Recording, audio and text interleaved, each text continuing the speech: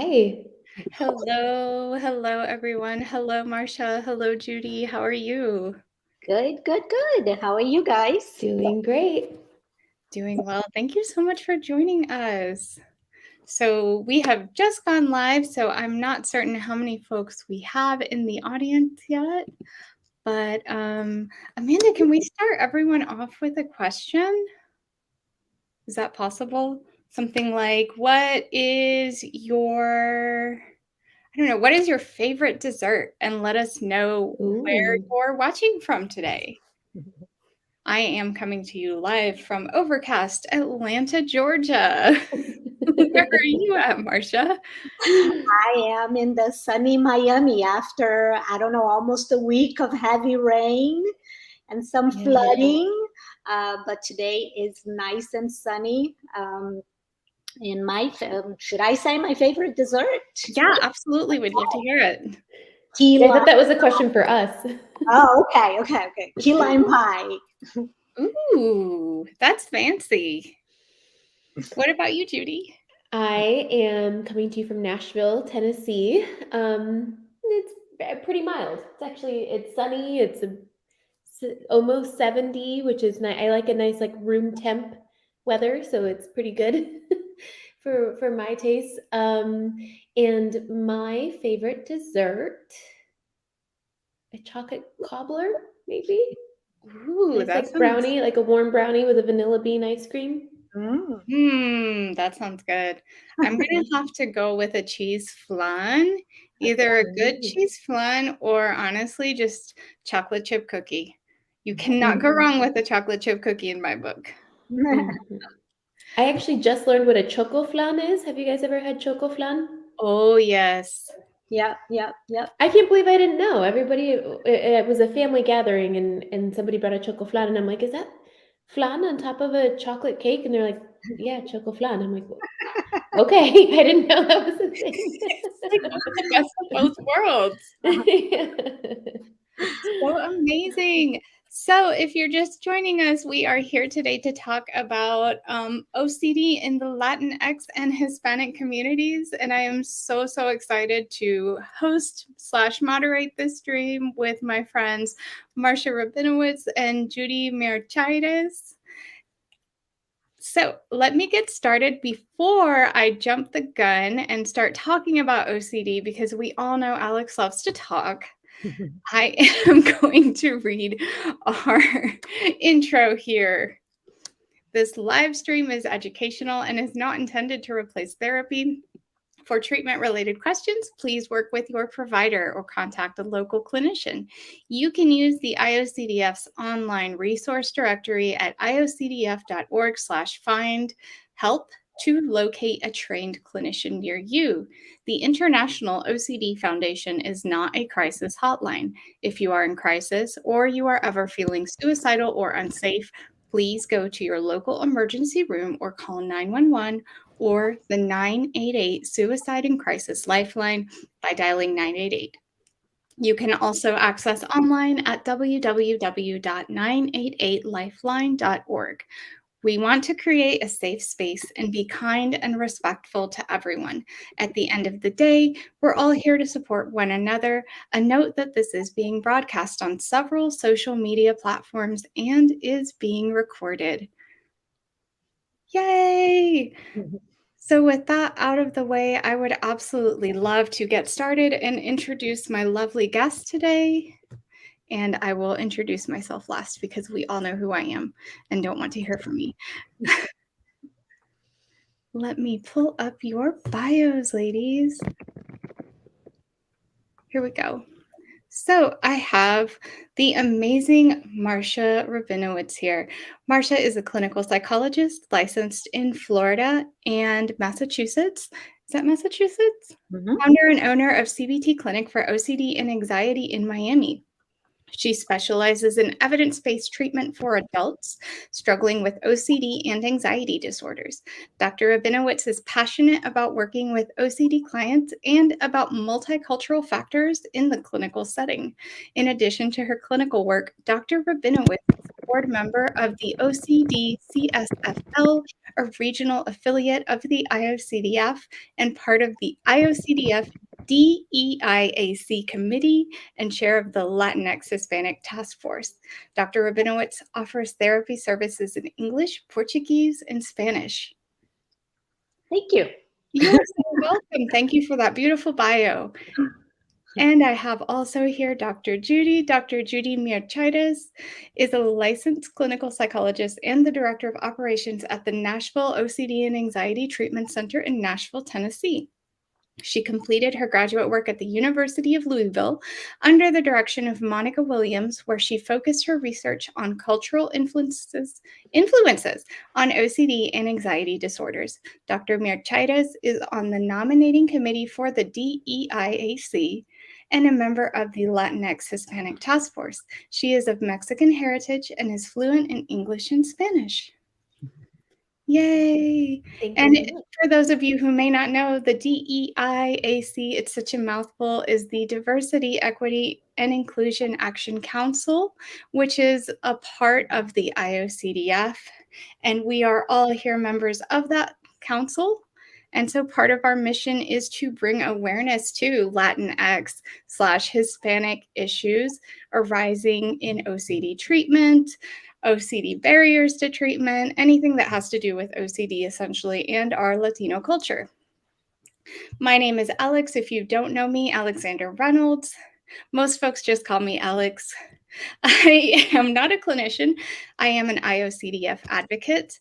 I have had OCD my whole life, basically, and I am very interested in giving back to the Latino community. I am a community support group host with NoCD. I'm also partnered with Baylor College of Medicine and University of North Carolina, Chapel Hill, working on their Latino Genome Project study, which is super exciting. We are studying how Latino genetics may influence our developing OCD.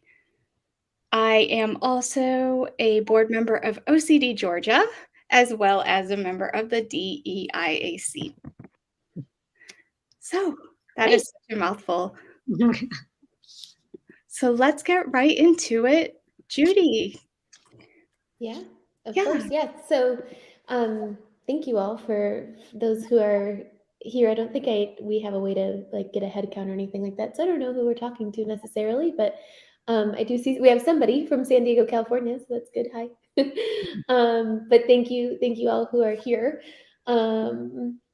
So first I want to just kind of introduce the purpose of today's talk and really a series of talks that we're hoping to do. So a town hall series. So this is something that we have come together on. Again, the three of us make up the Latinx Hispanic Task Force, part of the Diversity, Equity, Inclusion Action Council of IOCDF. So, we came up with this idea in hopes to better disseminate information and reach the Latino community. And so we are planning a series of town halls, and this is the first of them. So the purpose of today's is really to introduce ourselves as the people who are going to be leading that, and then to talk about OCD itself. I'll do just very briefly an overview of that, although I think most of us,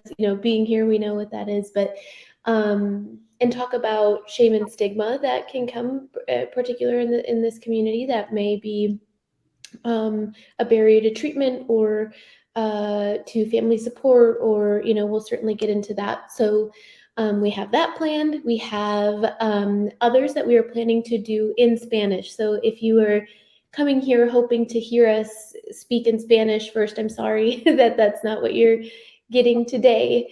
But we will. We are planning to have more in Spanish. So we're doing a series of 4, and I believe what we're planning is 2 in English, 2 in Spanish. Is that still the okay? Mm-hmm. I'm looking at Marcia because she's our head leader here. So there will be more coming. We're thinking about talking or planning to do one that's tailored toward clinicians and working with the Latinx community and considerations that would make them a bit more culturally aware. We are planning to do one on family accommodation, and that's likely going to be one that we do in Spanish. So that could be a great one for family members to join as well.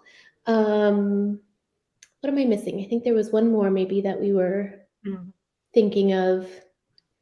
Maybe that was still pending. Yeah, I think that there's one that's still pending. I think that depends on also, like, we want to listen to what the community like wants, right? And not have like a rigid agenda about what we are doing, because at the end of the day, we're doing this for for everybody, like for the community. So we're hoping, to also get maybe some people who are struggling with OCD from this community, and hopefully share their experiences with us and with other people, and help us in this fight against the stigma in this community. But yeah, Absolutely. Yeah, great point. Yeah, so please let us know, in comments and reaching out to IOCDF. Again, we are really wanting to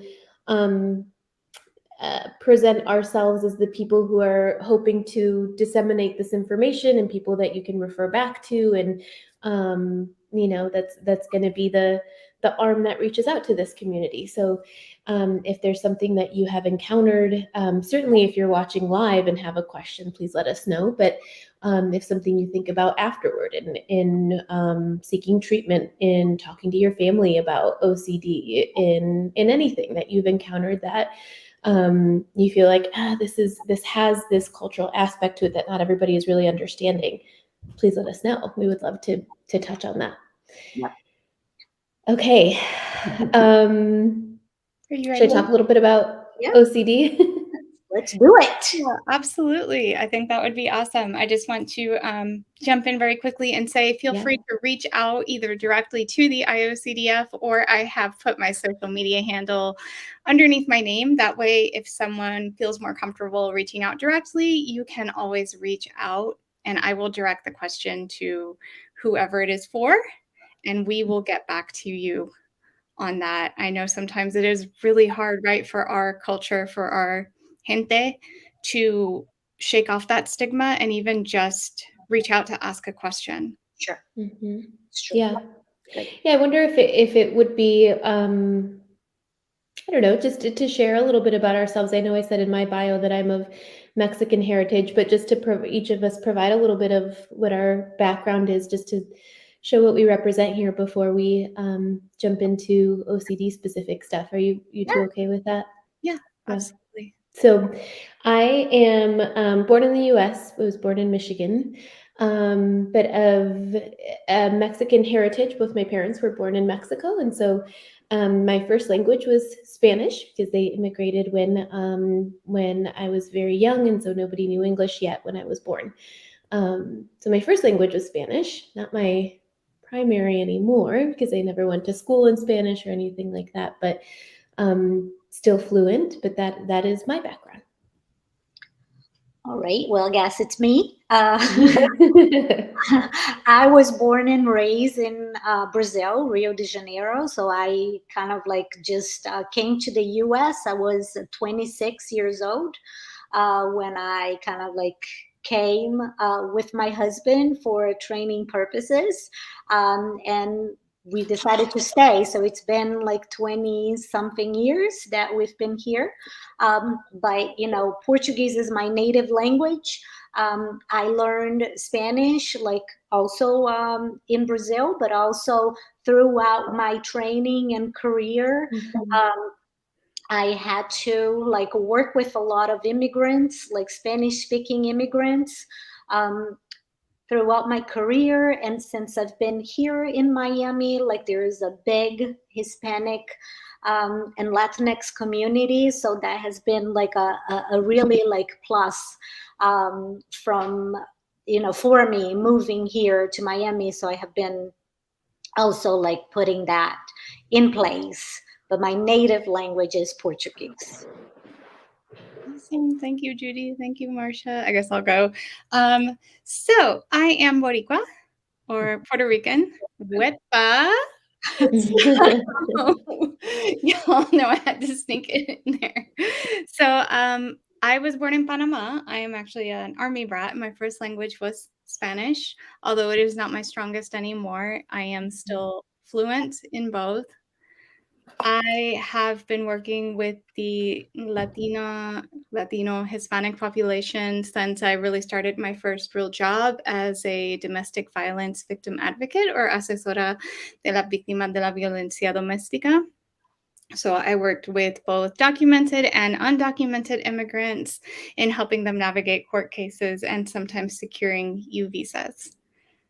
So that is a huge focus in my life, is to give back to the community and to the culture that I find so beautiful and so rich, and to help us overcome a lot of the stigma and shame that is present while still maintaining the beauty of our cultural values, right? Yeah, Yeah. absolutely. Yeah. Great. So we're pretty well represented as much as you can, but when it's only 3 people, right? It's a very varied community, but all 3 pretty different. So I think that's pretty cool. Okay, I'm going to briefly define OCD. Again, this is a likely review for many people, but just to get us started, one of our hopes is to reach a new subset of folks that may not have felt as engaged with OCD before or with IOCDF before. And so anyway, start there. So OCD stands for obsessive compulsive disorder, TOC in Spanish, trastorno de obsesivo compulsivo. And we define obsessions as unwanted, intrusive ideas, thoughts, images that are often repetitive and distressing. There are a lot of different ways that obsessions can present. I really, when I'm talking about this with my clients and otherwise, I always say that it's really endless. I think the different ways in which an obsession can show up, and compulsions as well. So a compulsion is then an urge or behavior that people have to do something to lessen the feelings of anxiety or other discomfort. It's not always anxiety, but distress in some form. Often it is anxiety. So these are often repetitive behaviors. They can be physical, visible behaviors, or they can also be mental rituals. So they're not always very like tangible, visible rituals that people are doing. And so when you have both of those components and significant distress or impairment, that is when we are looking at OCD. Right. And I would just I think that was beautifully said and summarized, Judy. And I would say that, of course, right, this causes a lot of, like you mentioned, distress, but also impairment, right, Yeah. in somebody's life. And what I also like to say is that OCD or TOC is something that interferes with somebody's life, like the person who is suffering, but also everybody around them, right? And that's why it's important for us, especially in this community, to bring more and more of that awareness, of course, to everybody, but here we are focusing on this community, because a lot of times the families might not understand how, they get easily involved and wanted to just relieve the suffering from their loved ones, right? And what sometimes they are doing are accommodating and not actually helping. But again, this is something that we're going to explore more today. We're going to be talking more about the stigma, barriers for treatment, and a lot of great stuff. So I don't want to take the attention away. Yeah. Can I add something too, just to go back to that? I think in this kind of goes into the shame and stigma as well, as I was referencing, I define OCD all the time. Every time I have a first session with a client, right? I'm very used to defining OCD, but wanted something to refer to. And as I was looking back at a definition, there was a word in compulsion, in the compulsions definition, that was it said intentional. And I took that out because while it is intentional, kind of, right? I guess we can kind of argue that a bit. I think that is part of the component that can be hard for others around the person who has OCD to understand, and in a delicate balance that we kind of dance, I guess, as clinicians of recognizing, yes, you have control over whether or not you do this behavior, and ultimately not doing this behavior is what's going to be most helpful. And it's not as simple as just saying, okay, just stop it, right? Like, obviously you're making the choice to do this, so just stop it. Not by any means, right? This is something that has been reinforced through the OCD cycle, right? Does provide some form of relief, even if just temporary. Something that is you're very compelled to do. It's certainly not as simple as I want to do this behavior. And often people do not want to do the compulsions, and yet feel very compelled to do them. Sure. Yeah. Oh, that's great. Thank you so much, Judy. Thank you so much, Marcia. So let's jump right into our topics today, which really are coming down to stigma, as well as all of the effects that stigma, shame, or guilt has on how we as a community or a population access and receive treatment. I think that this is something that is so personal to me and is so emotional for me. And every time I talk about it, I get really teared up. And I see my friend Kim is in the audience. Hi, Kim. So much. Kim, I'm going to cry. So I think that for me, this really kind of boils down to the moment where in my own life as a young person with OCD, I realized that something was wrong. And I remember being very young and having these thoughts, these very taboo thoughts, right? About maybe I'm attracted to my father. What if I want to do something, sexual with my father? And, this is somebody who is 5 or 6 years old. I don't really understand all of those things. I'm still supposed to be an innocent child. And I'm having these thoughts about my father. I'm having them about my little brother, who I love more than anything in the world. And I'm ruminating all night and laying awake thinking about my own death and how much time I have left, and like literally counting the years in my life over and over again. And it's keeping me awake and I'm not sleeping. And so I finally get the courage up to go to my parents. And of course, I don't want to tell them my thoughts, but I tell them, something's wrong. I think I need to see somebody. And as a child, you don't have the language for this, especially growing up in a first generation, Hispanic home. And so my mom turns to me and says, "Ay, Alexandra, you just need to stop doing less.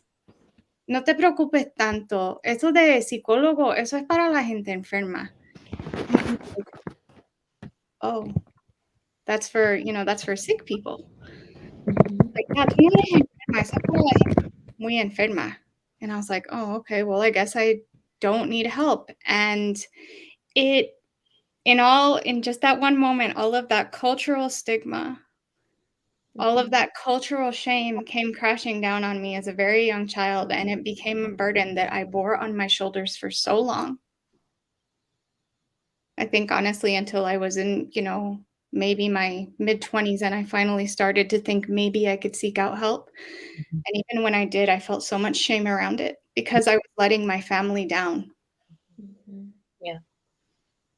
And I felt that I should be able to overcome it. And so I think for a lot of us, we have this shame. And so how do my question to you both as clinicians is, how do we work together, folks with lived experience and professionals and families, to overcome this stigma and to help break down some of this shame? Yeah. Well, so first, thank you, Alex, for sharing your own experience, because I think this is I'm hoping this can be like life-changing for so many people that might be feeling invalidated or like had like similar experience like you, where, you know, it took, I would say, 20 years, right, to find appropriate help. And I think that unfortunately that's still like what we see happening in this community, is that depending on the level of acculturation, and this is exactly what you were talking about, my parents were just still with that stigma about what mental health is, that we don't talk about those things outside of the family. Like, how dare you even consider go to somebody else to talk about your personal issues, right, and expose our family this way, right? And that creates a lot of like what we know now, not only like the public stigma, but also like the self stigma, right, which is really big too for this community. Like, but before I keep like going on, I also want to like just share something like that. I think it's very important that for us to not like forget that when we were talking about the Hispanic and Latinx community, we were talking about a huge, like diverse community, right, with people coming from all over this world that, you know, consider themselves like Latino, Latina, or Hispanic. And therefore, we need to be very careful how we are using this information and not just generalize what you are learning and saying that applies to everyone, right? Because again, that is not like what we are trying to do here. Like, people are coming from different backgrounds, different experiences, different life experiences, and therefore like we have to go back to the basics of like counseling and therapy, in like listening and having that kind of like curiosity and asking questions and wanting to learn about that cultural identity. Like, how do you identify yourself, like understanding like the level of acculturation. I'm going back to you, Alex, like understanding like the family, like where is this person coming from? Is the family like, should the family be involved, or is the family still not ready to be involved, right?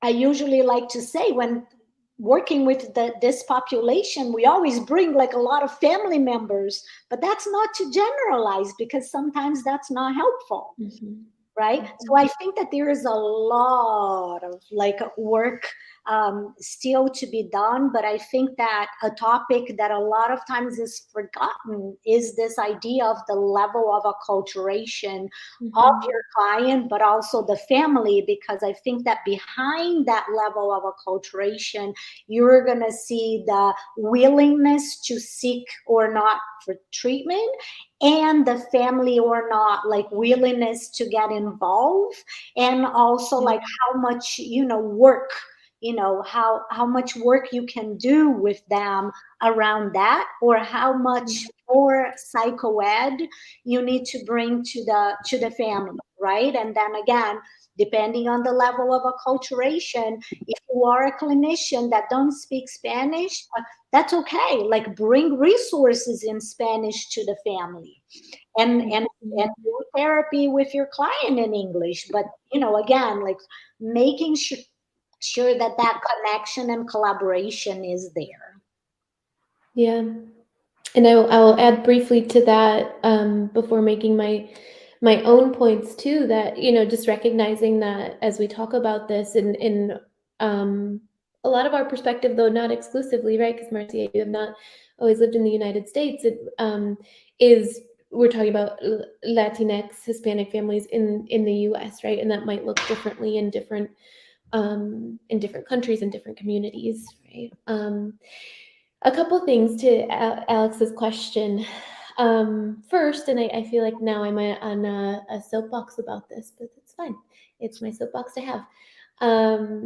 Increasing visibility of people who are Latinx, Hispanic in the mental health world, right? So that it's not oh, that's not for us. That's a kind of them thing to be in therapy, right?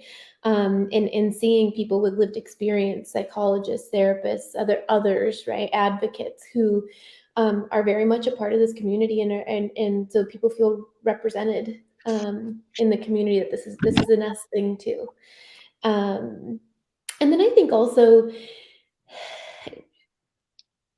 they're somehow bridging this gap of understanding that you know, when we're talking about mental health, when we're talking about psychologists, therapists, medication, even, this is not just for people who are experiencing psychosis, right? That there are a whole lot of things that are, and not to by any means say psychosis is something different, right? But again, the stigma that comes around, oh, those are for people who are really sick, Yeah. right? Mhm. And what they may be assuming there. But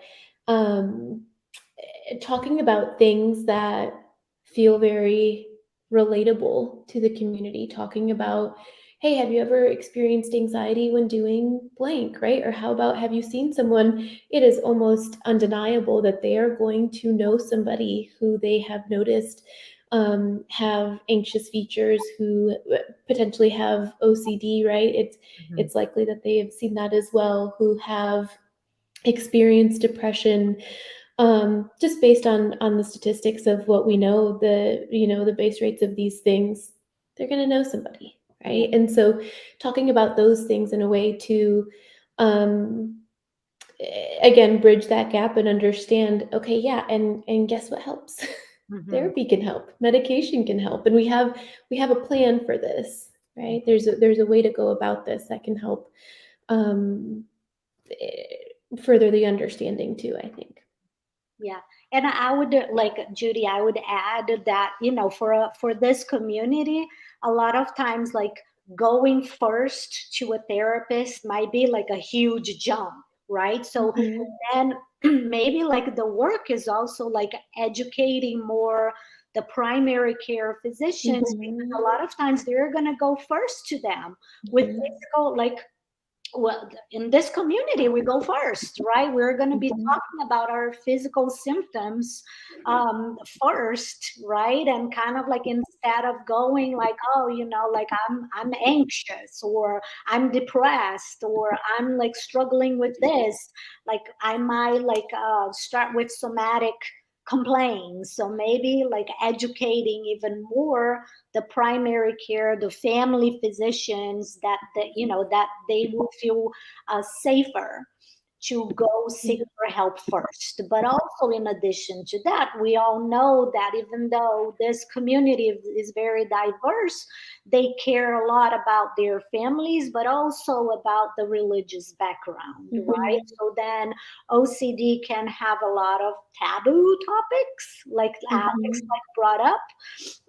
And a lot of times like that could be even like worse for somebody to disclose that, right? And then maybe also like getting more out in the community and providing more education to the leaders, right? Religious leaders, right? And then so that can also help with that shame and stigma when talking about, and also not delay so much the treatment, evidence-based treatment, right? And having a little bit even like feeling maybe more supported by the community and by the family.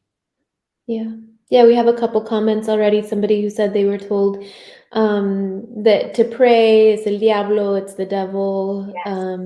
Somebody else who disclosed to somebody, and they suggested that it's a spiritual problem, right? That's something that we I think encounter pretty frequently. Yeah, not exclusive to the Latinx and Hispanic community when we're talking about OCD, but may see it just a little bit more, just based on, again, rates of religiosity in our community. And so some of the messages that some of the common religions that our community adheres to can have about thoughts and purity of thinking, right? That can be really stigmatizing for OCD.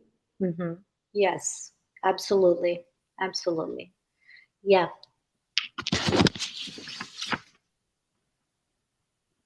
Alex, I think you're muted.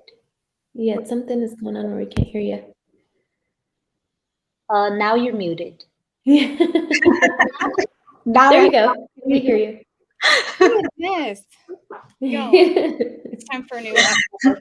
I just saw your lips moving, and I was like, Yeah. I think she wants But to. nothing happening. Thank you so much, y'all. So thank you so much for pointing out my tech issues. And thank you so much. I'm kidding. And thank you so much for all of that wonderful insight. I think it is so important when we discuss this topic and the cultural stigma that we also dive into, you know, some of that religious and faith-based stigma as well, because I think it is so much a part of a lot of our lives. I know I was raised Catholic, and I resonate so much with Denia being told it's a spiritual problem, or Jackie saying, oh, pray, es el diablo. You know, my abuelita would say, oh, es que tienes que rezar más el rosario. Well, okay, abuelita, what is the rosario going to do about all of these thoughts I keep having that I can't make go away, right? But they don't, you know, previous generations don't understand. And I think we're seeing it change slowly. Yep. But it is very slow. And I can only speak for, you know, folks who are living in the United States. I believe that possibly in, you know, Spanish speaking or, you know, Latinx Hispanic countries, we may still be fighting a lot more of that stigma, and it may be moving even slower. And that's why it's so important to have these conversations and to try and bring education to people, as, you know, as little as it may be or as little as it may feel, you know, to bring it to religious leaders, to bring it to primary care doctors. I know I used to go to the primary care a lot because, just like Marcia said, you know, I didn't realize that it was necessarily all mental. So I had all of these physical symptoms that were related to my anxiety and discomfort from my OCD.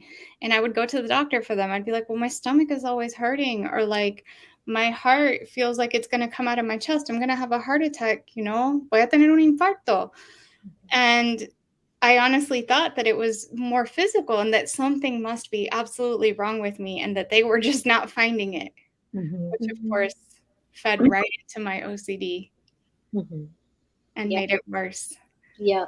Yeah. I ended up in the ER a few times. Which is not uncommon. Yeah.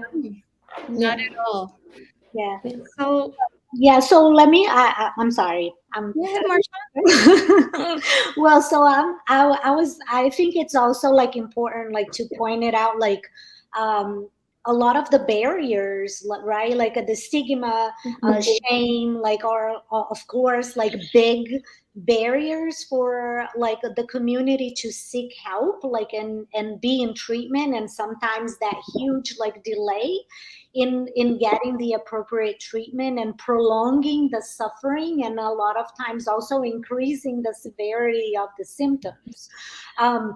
But I think that there are other like important kind of aspects of like that we can as a community improve access to the care, right?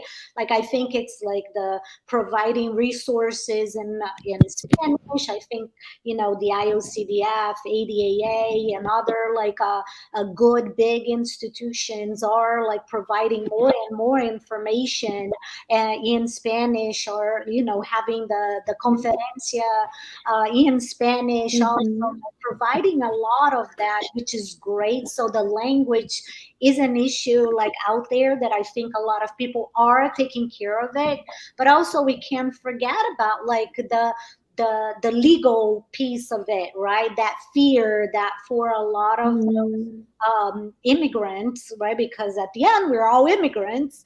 The immigrants face like every day, and then depending on their immigration status, they may or may not trust the system. They may or may not go out there and seek for help because they're gonna think that that could be like a absolutely no, that could be like a deportation, that could qualify them as locals like crazy, like you can't stay in the US and so on, right? Like, and also of course like the professionals in the field are seen as authority figures, like for a lot of them, like there's a lot of respect, right? And I think that a lot of times is also that work and the relationship with the community, to kind of like easy kind of that kind of like, of course there's that respect that is part of like the culture, but also make it a little bit more accessible, right? Like I can be somebody that you respect, but I can also be somebody accessible, somebody that you can come and trust and talk to, and be okay with that, right? So I think that the legal, we talk about the acculturation, we talk about the language, but also like, unfortunately, like access, poverty, lack of health insurance, like those are like a big, like, I'm throwing all of that stuff out, like, because I think we need to be aware of all of that and how much that can also influence, like somebody to seek help, but a lot of times to stay in treatment too, right? In addition, I think it's a little complicated at times, right? When we have clients that, well, could be a male Hispanic, so that kind of already matches him. Yeah, I'm the man, I'm the strong, I'm the provider. Here I am, a lot of shame already coming to you to show my weakness. And a lot of times I would see clients like that would come to me and only report, I'm doing great, I'm doing everything you're asking me, I'm feeling so much better. And when you dig in, like, it's not, they're trying to show, because of that. Is that me? I don't know. That might have been me. Sorry. That shame about like being the provider but showing the weakness, like to a female therapist, oh my god, like, look how many layers, right? But also like coming in a sliding scale to see me, and then the financial piece, right? Can I continue to afford that? So I'm just bringing that as an example, because a lot of times we need to have that like big picture, like, and look at like so many other aspects when we're working with clients in this population. Yeah, absolutely, I agree. So I was going to ask you both, and I think we touched on it just now just a little bit, but Judy, I was wondering maybe what is the biggest, because there are so many barriers, right? But what is the biggest barrier to treatment or to staying in treatment that you have experienced with your own patients? Sure. Yeah. Marcia did touch on several of them. I think for what I have seen personally in my Nashville community is just accessibility. Particularly if we're talking with different language abilities, right? So if often what I see is maybe the kid or teen is the one who needs help and they're fluent in English, but parents may not be, right? And so finding a provider that is able to work with both, who is bilingual, who there's a very limited number of us just in general, right? And then if you go to specific cities and communities and in Nashville, very few, right? And I don't want to say that I'm the only one with the OCD specialty here, but I don't know, there's a handful maybe. And so just accessibility, right? Of how available are therapists even that do specialty care, that do evidence-based treatment for OCD that can serve this community. I would also say, similar to what Marcia was saying, because there can be so many other structural barriers and different motivations, it can be hard to make it a priority, right? I think what I have seen in some of my Latinx Hispanic clients is, okay, first come in when they're really struggling, right? It's less likely for me to see somebody from the community come in who has a more mild case. They kind of wait until like I'm having a really hard time with this and are pretty significantly impaired. And then with the expectation of like, okay, what do I have to do? Like, I need a few skills and then I gotta go. Like I can't be continuing to take this time off of work. This is expensive. I had, can we just kind of fix it and keep it moving, right? And so as sometimes I have a hard time retaining clients long enough for them to see the positive aspects, right? The upside of it, you get into that maintenance phase where you're seeing symptom relief. So those are the two big things that I have noticed. Mm-hmm. Yeah. Thank you so much, Judy. And I wasn't laughing at you. I was laughing because when you were saying these things, that was me, right? Like you were basically saying everything that happened to me in my journey to seek a diagnosis, to find out what was going on. I mean, I had burned my life down essentially by myself with my mental illness multiple times and restarted. And by the time I got to my current therapist, I was like a wounded bird. Essentially, I was limping and I had no idea really what was going on. And I was like, I can't afford this. I can't be in treatment like this. I need to get in and out. Like, this is not something I want to be doing forever. My family is very against this. There's no one really to support me. I don't have the emotional resources or the financial resources. And I was one of the few who got lucky and found somebody to work with me who I could trust. But that's not always the case, right? And in that say, I will say I had some privilege because at least I speak the language. Yeah. And so I had more specialists to choose from. But I think in my area at that time, there was only one OCD specialist. Yeah. So, and that's the reality that so many of us face, right? Yeah. I would say that in my work as a host for community support groups, as well as my advocacy, the biggest barrier that I have personally seen, since I do not deal with financials, is the systemic kind of invalidation that a lot of us experience, and sort of this systemic bias against folks with mental illness that is so common in a lot of our cultures. And I say that as being someone who is both American and Puerto Rican. It is part of both of those cultures. But I would say it is stronger on the Puerto Rican side. We tend to other people as local or crazy. We define crazy as being someone who is experiencing psychosis or someone who has schizophrenia, which is just, not fair. As far as what I think, it's not fair to the people who have psychosis. It's not fair to us, right? It's not a fair way to measure our worth. And I think that this is something that keeps us from getting help, right? Because we have such a fear of being labeled and then being othered in our community or in our family. Yep. And it becomes this thing that keeps us from reaching out for treatments that are life-saving. Yeah.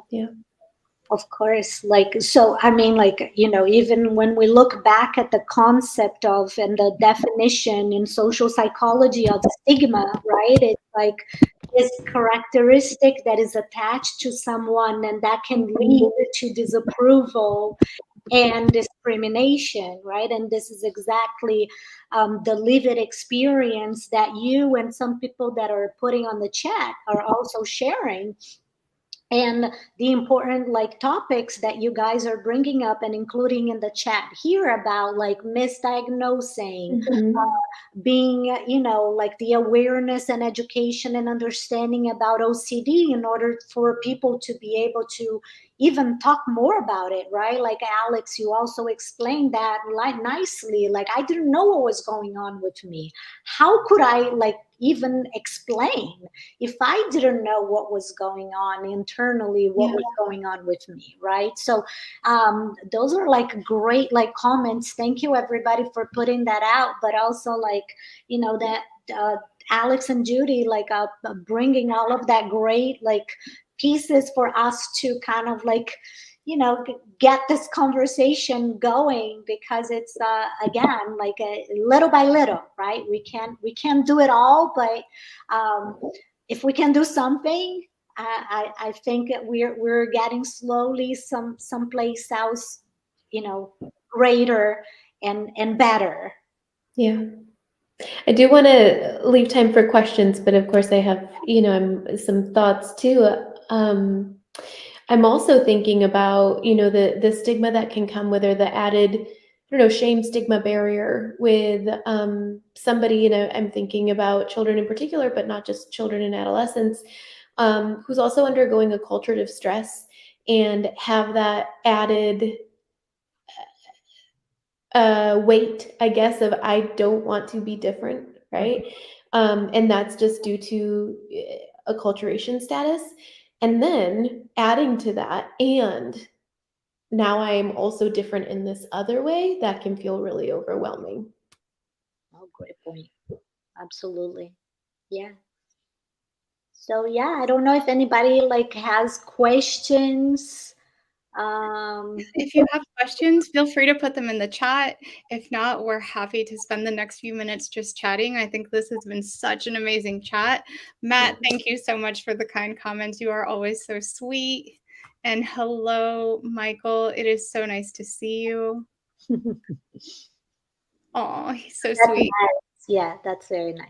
Thank you. Benia, thank you too for your contributions. And I have a lot to say about differential diagnosis and how that can be a barrier too. But again, if anybody has anything else that they were really wanting to ask, please. So I was actually hoping, if you both are okay with it, we have talked so much about the very real barriers that we face and the very real stigma that is very much a part of all of our cultures.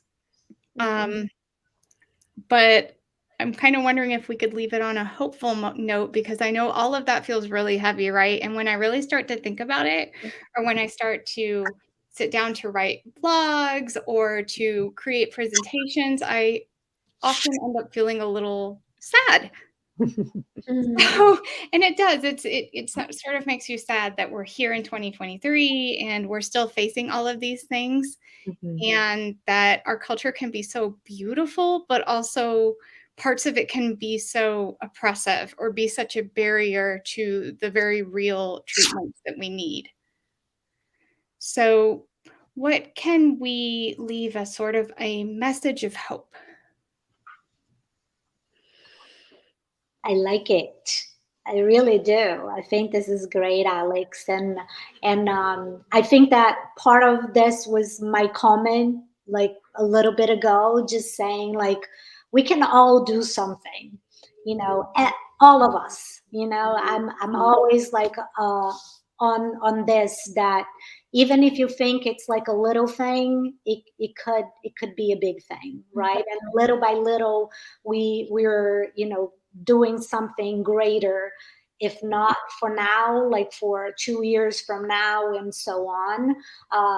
But I also like want like to say that this is something that we are doing with this hope that it will get to more people, that maybe some of you who are listening like will bring that to other people that and that will kind of create other chains, right? But as clinicians, I think that we also have that responsibility of like bringing more awareness, helping like like disconstruct the stigma like with this population, be more open with our clients, ask questions, have more curiosity, provide more information, educate more, like, and do more, like, for our community, like, and I think that, like, we can all do that, like, it's doable. Like, I'm not saying something that is like,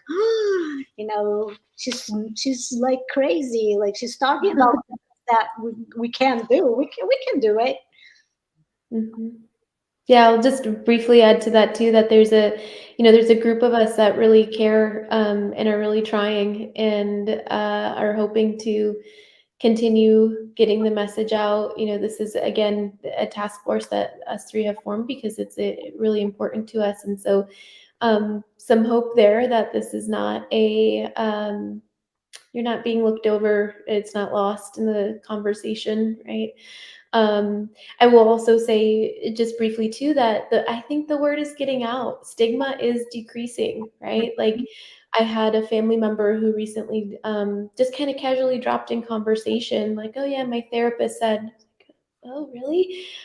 Because 15 years ago, prior to me even being a psychologist, I remember them really, really struggling with anxiety and me trying to talk to them about therapy. And this was when I was an undergrad in psychology, so it still knew very little, but and they were very resistant and very, were like, I will go to my primary care doctor for meds and that's it.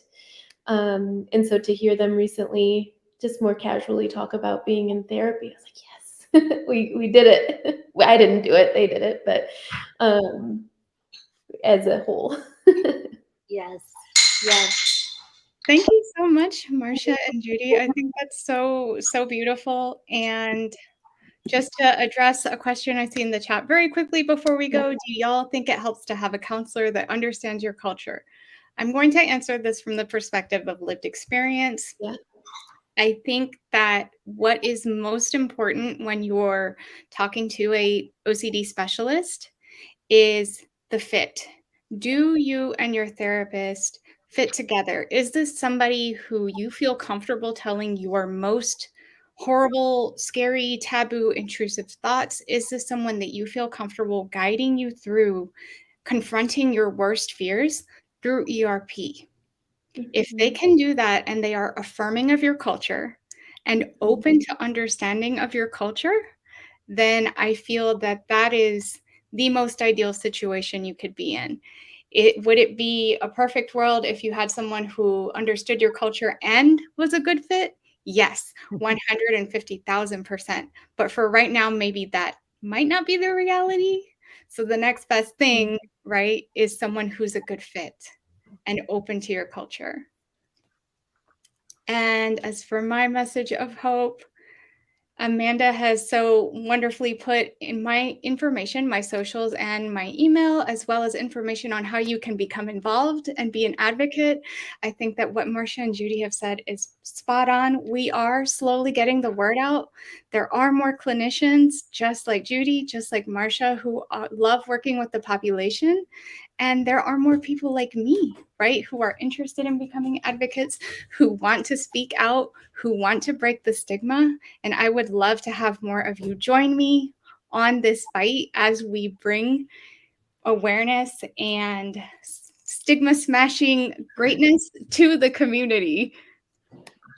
So very quickly, I think we are out of time. I will go ahead and we have just a couple of announcements. Let me pull those up before I let y'all go. And remember, we're planning to do this, anybody who wasn't here at the beginning, as a series, so please be on the lookout. We'll do more of these with us three and potentially other guests. So those of you that have joined us today, please come with us along this journey. Yes, absolutely. Please join us. And I want to thank you, Marcia and Judy, so much. And thank you to the IOCDF. I am just so overwhelmed and over the moon that we have had this space to do this. So very grateful. For our announcements, registration is now open for our Faith and OCD conference. The IOCDF welcomes all community members to join us at the 3rd annual Faith and OCD conference, taking place virtually on Monday, May the 1st of 2023. Join us for a collaborative conversation between faith leaders, mental health professionals, and the OCD community. You can also now register for the annual conference, and information about all of our walks is now up. So the annual OCD Million Steps walk is up. You can see all of that information at our website, iocdf.org. For walk info, go to /walk. This live stream is one of many. You can see the entire schedule of future streams at iocdf.org, Peace of Mind. You can also view recordings of past live streams, as well as watch our hosts answer your pre-submitted questions, OCD Mailbag, on IOCDF's YouTube channel, youtube.com/IOCDF. Remember to like and subscribe to get notified when live streams are scheduled. If you need resources, please visit iocdf.org. I hope you all have a beautiful rest of your day, as well as a wonderful weekend. Thank you so much. Thank you.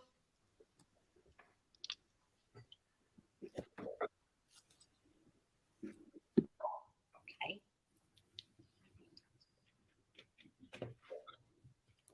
No.